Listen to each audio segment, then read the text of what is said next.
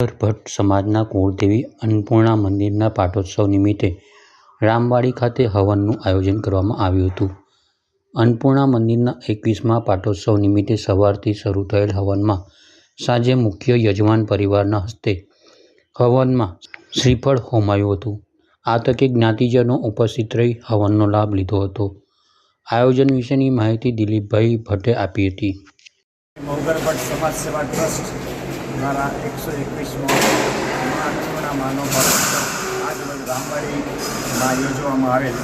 તેના મુખ્ય યજમાન તરીકે દિલીપભાઈ ભટ્ટ તરફથી આ પ્રોગ્રામનું આયોજન કરેલ છે.